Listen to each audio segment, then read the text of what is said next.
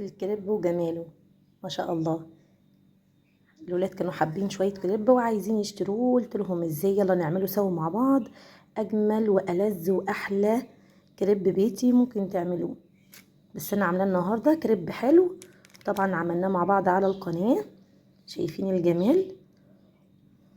اللهم بارك. حلو جدا جدا. نفذوه في البيت اطرى واحلى وانضف مليون مره من الجاهز اللي بنشتريه، حتى لو الحجم بسيط وصغير شويه لكن امر. وانا مستخدمه طاسه عاديه، انت ممكن تستخدمي طاسه الكريب هتديكي حجم اكبر كمان. تبارك الله. يلا نشوف مع بعض التزيين.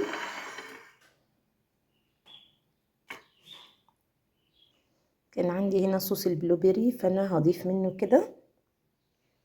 اي صوصات متوفره عندك استخدميها.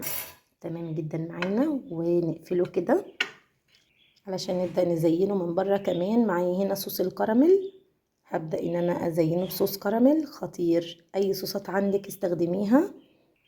وكان عندي فراوله برضو، هبدا ان انا اضيف منها كده شرايح جميله. طبعا لو عندك صوص شوكولاته اللي احنا بنعمله سوا استخدميه، تحفه. لكن بصراحه مش موجود دلوقتي عندي، فانا استخدمت كده. عندي كمان شويه من السكر الملون كده، يدينا كده طعم ولون وشكل وكل حاجه جميله.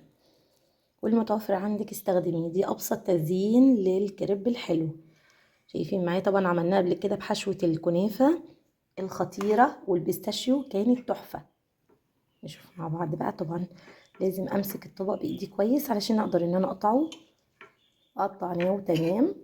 شايفين بقى الجمال؟ يا سلام، احلى فطار او عشاء رهيب.